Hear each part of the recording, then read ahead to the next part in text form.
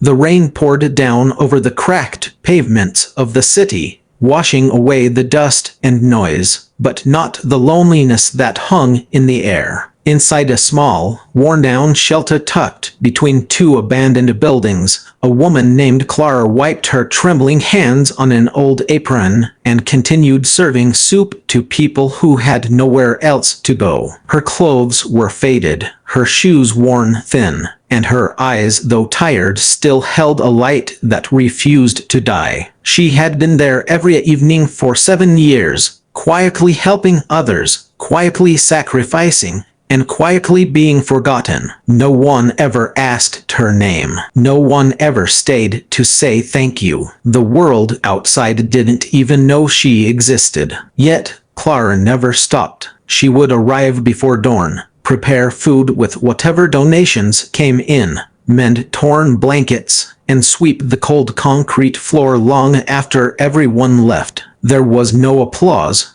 no recognition, not even a warm word, just the echo of footsteps fading into the night. But still she smiled, because kindness, to her, was not something done for attention. It was something she gave because she remembered what it felt like to have nothing. Sparkles, before we continue, if you believe in kindness, compassion, and second chances, please take a moment to like, comment, share, and subscribe to our channel. Your support helps us bring more inspiring real-life stories like this one to light. Sparkles. Clara hadn't always lived like this. Once, she had a good job as a librarian, a small apartment, and dreams that felt within reach. But life changed after her mother's illness. The medical bills consumed everything she had. She sold her furniture, then her books, then her home. After her mother passed away, Clara found herself alone, grieving,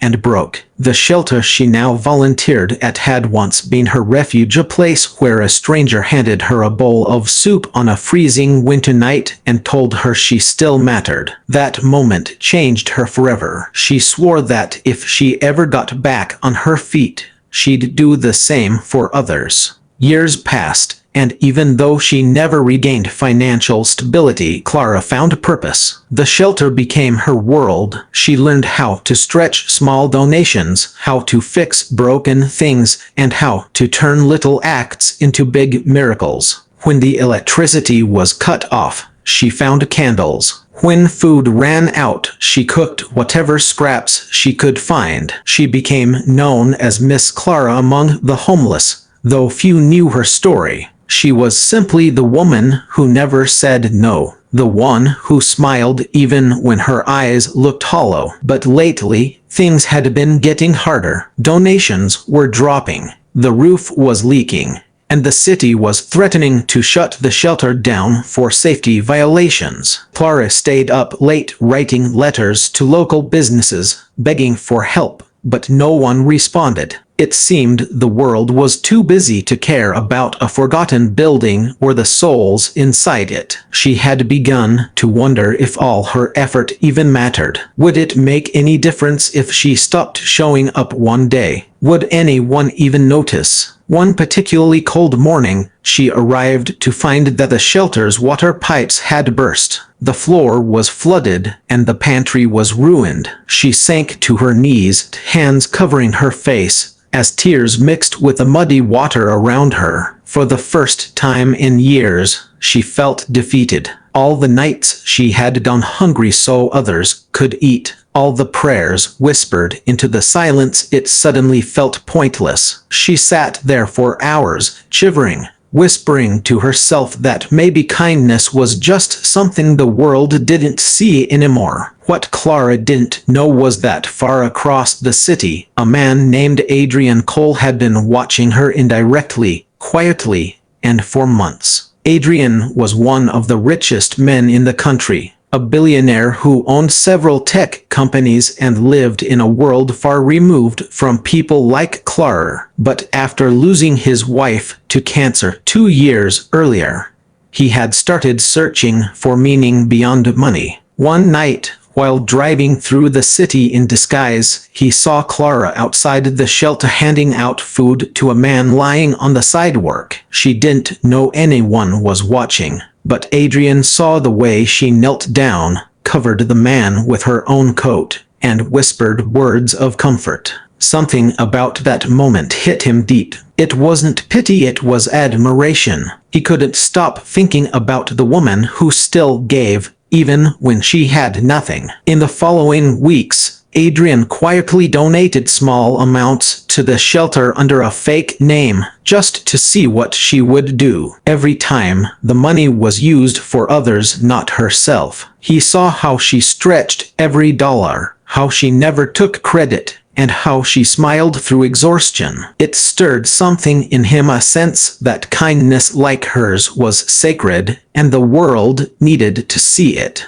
A few days after the pipes burst, Clara sat at the shelter's old wooden table, writing yet another hopeless letter for help. The door creaked open, and a tall man in a dark coat stepped inside, his shoes crunching against the broken tiles. She looked up, startled. He seemed out of place there, polished, quiet, and purposeful. Without saying much, he walked around, observing the cracked walls, the flickering lights, the smell of dampness that filled the air. Then, without revealing who he was, he simply told her he'd heard about the shelter and wanted to help. Clara smiled faintly, thinking he was another volunteer. She thanked him and went back to her work, embarrassed by the mess around her. The next morning, everything began to change. A delivery truck arrived with boxes of fresh supplies, blankets, and cleaning tools. Then came a team of workers who began repairing the roof. Clara stood outside, confused and overwhelmed as she tried to understand who sent them. She ran after the workers, asking who had paid for it all, but they only smiled and said the donor wished to stay anonymous.